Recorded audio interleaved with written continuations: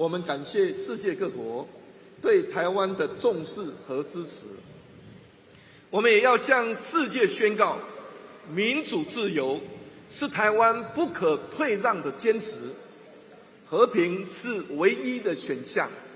Vice President Kim Seo, esteemed heads of state and guests from our allies, distinguished ambassadors and representatives, all visiting dignitaries, dear friends watching live on television and online, fellow citizens across the country, good morning. When I was young, I was determined to practice medicine and save lives. When I went into politics, I was determined to transform Taiwan. Now standing here, I am determined to strengthen the nation. With an unwavering heart, I accept the responsibility the people have entrusted to me as the 16th term President of the Republic of China. In accordance with the Republic of China Constitution system, I will take on that solemn responsibility of leading the nation bravely forward. On this day in 1949, martial law went into effect in Taiwan, and Taiwan plunged into a dark era of authoritarian rule. And on this day in 1996, Taiwan's first democratically elected president took the oath of office, conveying to the international community that the Republic of China, Taiwan, is a sovereign, independent nation in which sovereignty lies in the hands of the people. On this day in 2024, having completed our third transition of political power, Taiwan officially commences, for the first time, the third consecutive term of the same political party in office. We also set sail into a new era that is full of challenges, yet also brimming with limitless hope. This journey came about as a result of the valiant sacrifices and devotion of the many generations of people of this land. Although it was an arduous one, we made it through. Now we not only witness the beginning of a new administration, but also usher in another hard-earned victory for democracy. Many people have interpreted my and Vice President Kim Xiao's election victory as breaking the 8-year curse, referring to the fact that no political party has been able to remain in office for over 2 terms. But the reality is that in a democracy, the people have the final say. There is no such thing as a curse in any election. It is simply that the people put the ruling party under the toughest of tests, choosing the nation's future in the most genuine way. I want to thank former President ing-wen, former Vice President Chen Chien-jen, and the administrative team for their hard work over these past 8 years. You have all helped build a solid base for Taiwan's development. Let's give them a big round of applause. I also want to thank my fellow citizens once again for your support, for refusing to be swayed by external forces, for resolutely defending democracy, for pressing onward without turning back, and for turning a new page in Taiwan's history. Every day of my term, I will strive to prove myself as someone in whom you can trust and count on by acting justly, showing mercy and being humble, and by treating our people as family. The new administration will work tirelessly and to the best of our ability as all the nation's people put us to the test. We will also pursue continuous reform, shaping a new face for Taiwanese politics. In February this year, a new legislative yuan was sworn in. This is the first time in 16 years that no party has an absolute majority. In the face of this new political landscape, some are feeling anticipation while others are anxious. I want to say to everyone that this new structure is a result of the people's choice. Looking at it with a different frame of mind, a lack of absolute majority means that the ruling and opposition parties are now all able to share their ideas, and that we will be undertaking the nation's challenges as one. However, Taiwan's people have high expectations for rational governance among political parties. Apart from competition, parties should also believe in cooperation. Only then can the nation continue down a stable path. The legislative yuan should observe procedural justice. The majority should respect the minority, while the minority accepts majority rule. Only then can we avoid conflict and maintain a stable and harmonious society. In a democratic society, the interests of the people come first. That is the root of democracy. Likewise, national interests come before the interests of parties. That is the sacred duty of each political party. When ruling or opposition parties put forth legislation that conforms with our Constitution. When we uphold the spirit of people above all and nation above party, national policy will naturally and smoothly progress. Premier Cho Jung-tai will lead the cabinet and prioritize solving issues which benefit society and reflect consensus among ruling and opposition parties. He will respond to public opinion and address the issues people care about with proactive efforts and innovative thinking, and thus serve the people of Taiwan. Today, recovery work following the April 3rd earthquake is still underway. I would like to once again express my sympathy and condolences to the victims and their families. I also want to thank all our citizens who have assisted in the earthquake response and reconstruction efforts, as well as the international community for their concern and support. The central government has already drawn up plans to funnel 28.55 billion new Taiwan dollars into reconstruction and industry stimulus. This will help the people of Hualien return to their normal lives as quickly as possible. I have high hopes for the future of cooperation between the central and local governments, as well as coordination between the executive and legislative branches. I also hope to work hard alongside all the people of Taiwan to further entrench our democracy, maintain peace in the Indo-Pacific, and boost global prosperity. My fellow citizens, democracy, peace, and prosperity form Taiwan's national roadmap, and they are also our links to the world. As an important link in the global chain of democracies, a glorious era of Taiwan's democracy has arrived. Since Taiwan first held direct presidential elections, we have grown to become one of the world's most vibrant democracies. We have continued to enhance human rights and show the world our values of democracy and freedom. Taiwan was the first country in Asia to legalize same-sex marriage.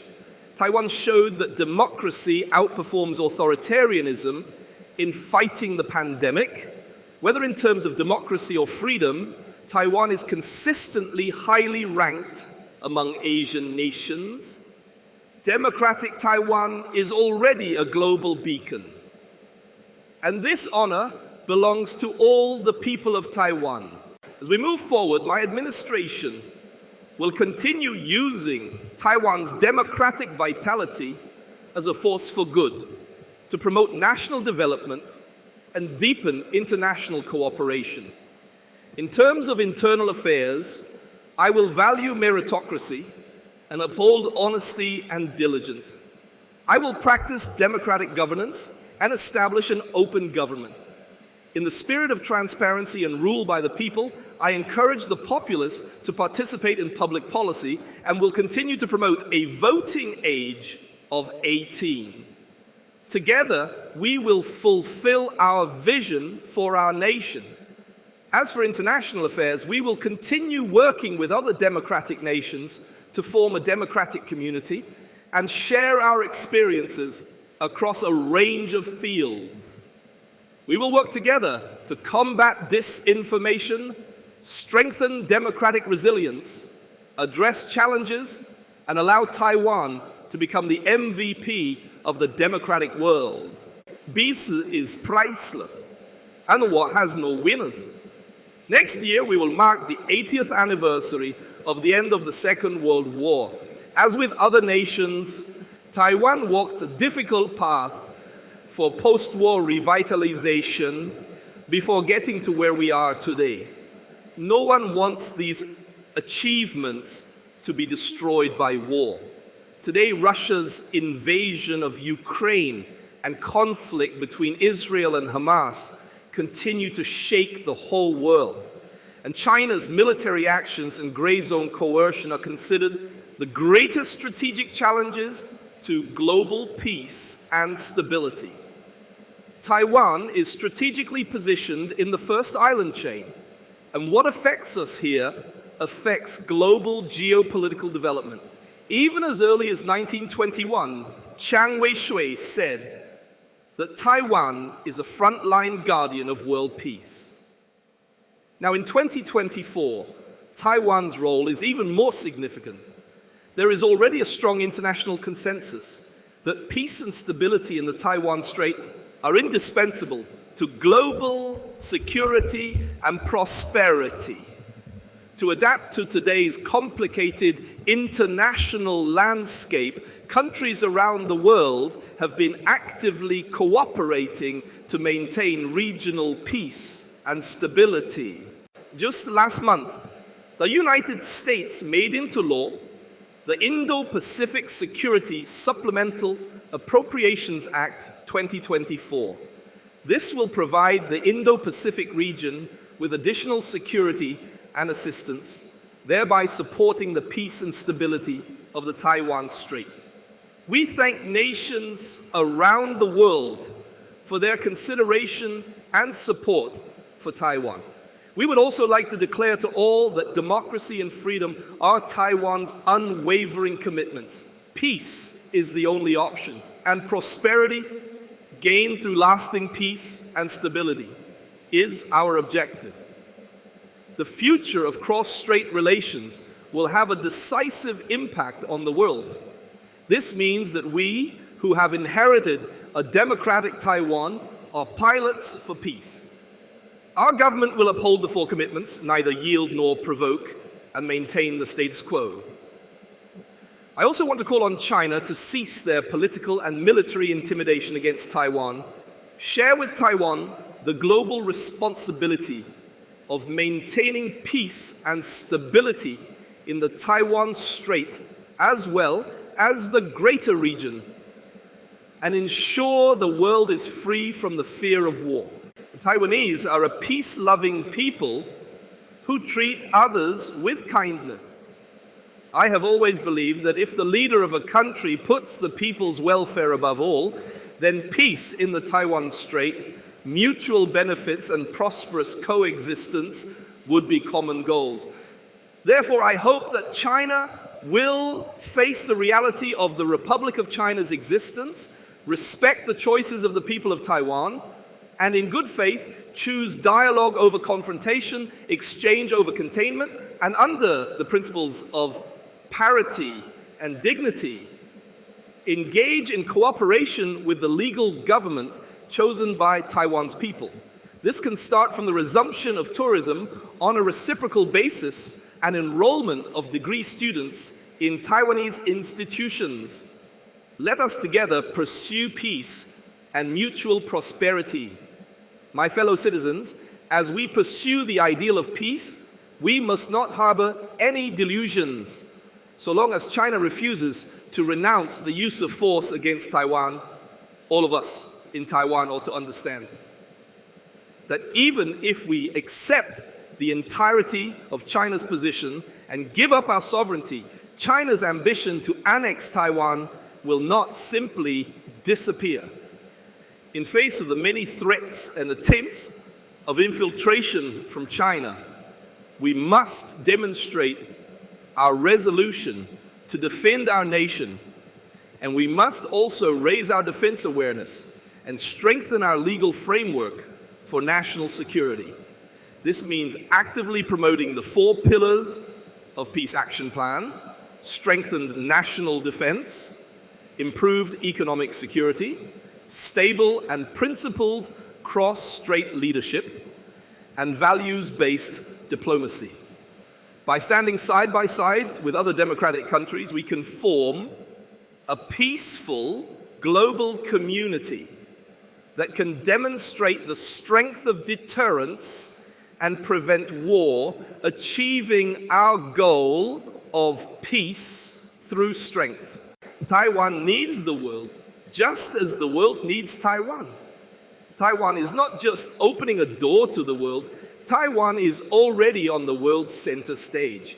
As we look towards our future, we know that semiconductors will be indispensable, and the AI wave has already swept in.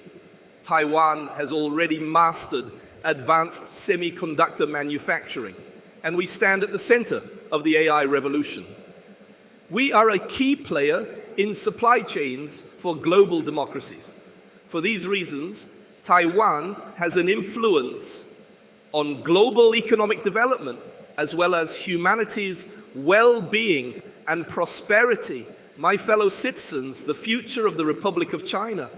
Taiwan will be decided by its 23 million people. The future we decide is not just the future of our nation, but the future of the world. We must walk on the right path, and our industries must make every effort so that we may be a force for global prosperity.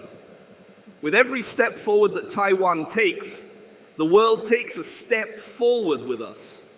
When I served as Premier and Vice President, I visited the various industries throughout Taiwan. I know well what our industry needs, and also what it is capable of. So going forward, the government, working closely with the private sector, will take a threefold approach to further Taiwan's development. The first is having a clear view for our future and making Taiwan smart and sustainable. As we face the dangers of climate change, we must be resolved in our transition to net zero emissions by the year 2050. As we meet the global challenges of adopting more and more smart technologies, we in Taiwan, Silicon Island, must do all we can to expedite Taiwan's transformation into an AI island. We must adapt AI for industry and step up the pace of AI innovation and applications. We must also adapt industry for AI and use AI's computational power to make our nation, our military, our workforce, and our economy stronger. It is similarly crucial that we develop an economic model driven by innovation. Through our two-pronged approach of promoting digital transformation and net zero transition, we will assist small and medium-sized enterprises as they upgrade and transform, and we will seek inclusive growth so as to create a new Taiwan that is smarter and more sustainable. A second Taiwan miracle. While we invest in innovation and nurture the next hidden champions, we must also make bold investments in quantum computing, robotics, the metaverse, precision medicine, and other advanced technologies, thus giving our young people the opportunity to pursue their dreams and solidifying Taiwan's leading position in the future global landscape. The second is setting our sights on the space industry while further developing our strengths as a maritime nation. Our sights are set on making Taiwan the Asian hub of UAV supply chains for global democracies and developing the next generation of medium and low orbit communication satellites, bringing Taiwan's space and aerospace industries squarely into the international sphere. At the same time, we will also explore and develop our strengths as a maritime nation, deepen our connections with the ocean, and invest more in marine science and technology research, thereby driving the development of our maritime industries. Altogether, this will make Taiwan a much stronger nation, and it will open up new horizons for the development of Taiwan's economy and industry. The possibilities are truly limitless. The third is to help our enterprises expand their presence and market internationally. Taiwan has officially applied to join the Comprehensive and Progressive Agreement for Trans-Pacific Partnership, and we will continue to engage actively in regional economic integration. We will endeavor to sign bilateral investment agreements with other democracies around the world and further deepen our trade partnerships. We will also work to resolve the carbon tax issue and thus open the path for further industrial development. Taiwan must hold firm its key position in the global supply chain and seize the business opportunities that come as a result of geopolitical changes. We aim to develop 5 trusted industry sectors, namely semiconductors, AI, military, security and surveillance, and next-generation communications. We also aim to improve the investment environment, welcome Taiwanese businesses abroad to come back and invest in Taiwan, and encourage local firms to expand their investments and set even deeper roots here in Taiwan.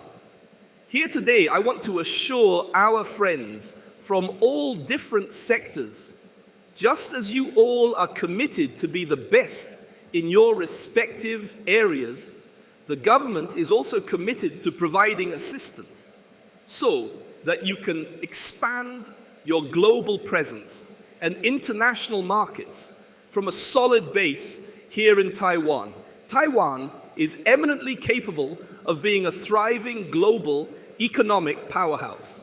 Wherever the sun shines around the world, there are Taiwanese companies stimulating local development while also enriching the livelihoods of the Taiwanese people. It is my firm belief that the fruits of economic development ought to be enjoyed by all the people of our nation. In the coming days of my presidency, I will launch the National Project of Hope and expand investment in society, through which I aim to shape a Taiwanese society with more love and moral courage. It will be a society in which young people have a vision of hope. People in their prime have the means to realize their dreams. The elderly can enjoy their days in happiness, and the disadvantaged can find the care they need. A society in which all people, at every stage of life, will be able to receive from the government the support they need. Childcare, long-term care, and social housing services will continue to be expanded. Prices of commodities and housing, as well as the wealth gap, will be addressed. The safety and security of our food, our roads, our schools, and our social safety net will all be enhanced. And our reform efforts in education, the judicial system, and transitional justice will continue. I understand the concerns and expectations of the people of Taiwan. As to the issues you are concerned with and the reform society needs, the government will do its utmost to achieve solutions. Everyone is working hard for higher pay. I will work to drive industrial upgrading and create an even better wage environment. Everyone is hoping for more effective public safety. I will crack down on corruption and organized crime, guns, drugs, and fraud. Everyone is wanting a stable supply of electricity.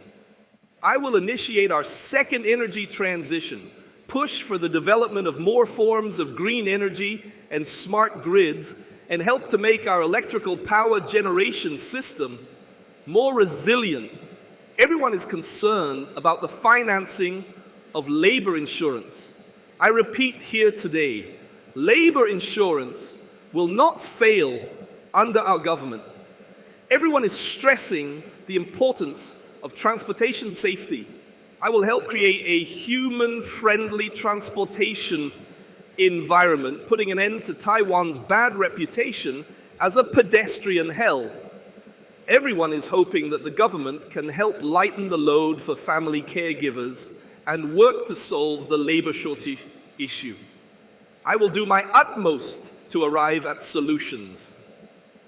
All of us, as we walk into the future, want a more resilient Taiwan, a Taiwan that can respond adequately to such crises as infectious disease and natural disasters, a Taiwan that can quicken the pace of urban renewal and the repair of dilapidated and dangerous old buildings.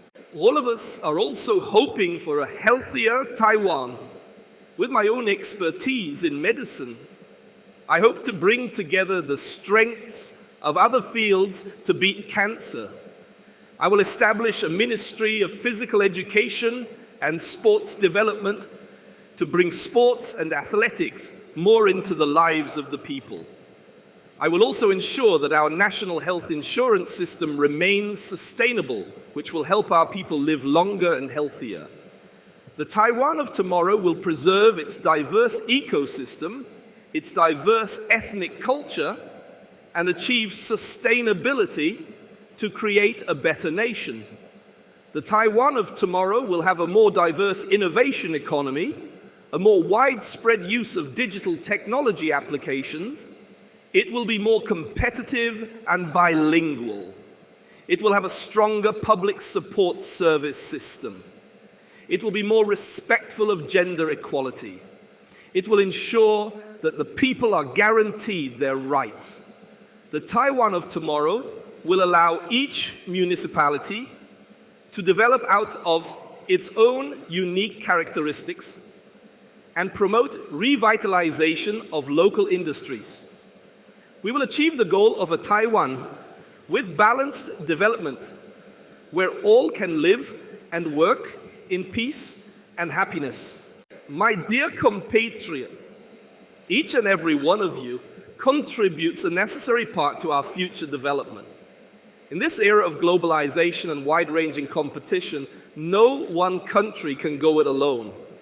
And no society, if it is divided within, can successfully meet these challenges. If we are united, we can walk with more confident strides. And when we support one another, our steps will take us further. For our nation to endure and progress, I will bring us together through the strength of democracy for greater solidarity and a stronger nation. I think it is apparent to us all, we have a nation insofar as we have sovereignty.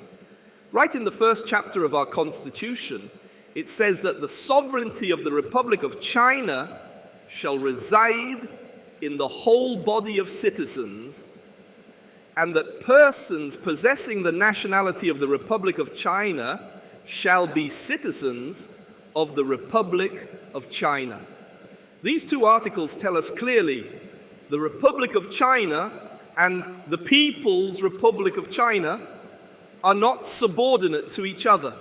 All of the people of Taiwan must come together to safeguard our nation. All our political parties ought to oppose annexation and protect sovereignty. And no one should entertain the idea of giving up our national sovereignty in exchange for political power.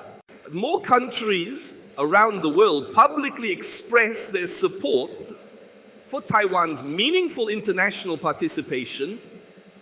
There is increasing proof that Taiwan is a Taiwan of the world, that Taiwan is a worthy and reliable force for global peace and prosperity. So long as we identify with Taiwan, Taiwan belongs to us all of the peoples of Taiwan, regardless of ethnicity, irrespective of when we arrived. Some call this land the Republic of China. Some call it the Republic of China, Taiwan, and some Taiwan. But whichever of these names we ourselves or our international friends choose to call our nation, we will resonate and shine all the same. So let us overcome our differences and stride forward with our shared aspirations to meet the world. Taiwan engages more closely with the rest of the world. We welcome the world to come closer to Taiwan. Many new residents and foreign nationals have come and made Taiwan their home, writing a new chapter in Taiwan's story. To all of you, I give my sincere thanks and respect. Here today are many friends who have come quite a long way from their countries to join us. And many overseas compatriots are also here showing their support with their presence. So why don't we let them all know how much we appreciate their support? Please give them a round of applause. Tonight we will be welcoming our distinguished guests at a state banquet in Tainan, the city where 1624 marked Taiwan's links to globalization. Now, as we stand here 400 years after that historical moment in Tainan, we in Taiwan must all demonstrate confidence and bravely set course for the new world so that the world may embrace a new Taiwan. On that note, I want to ask each fellow citizen to praise our mother Taiwan, the land that nurtures and supports us all, and to work together to protect her, honor her, let the world embrace her, and allow her the international respect she deserves as a great nation. Thank you. I would like to take a moment to thank all of my patrons and YouTube members who fund this work. Ben, Gold, DJ, Aaron, Edward, Space Captain, Myron, Harrison, Musicata, Carlisle, Ali, Cece, Mount FGT, Jovan, Jake, C, Perovsky, Jack, Kid Vanderboos, Rolfus, Phoenix, Mike, Really Bad, Sarajevsky, Owen, Jared, Alberto, Shoshan the Elegant, King Baldwin the First of Jerusalem, Paz, Joshua, Asaph, Shada, Sue, A, and Alex.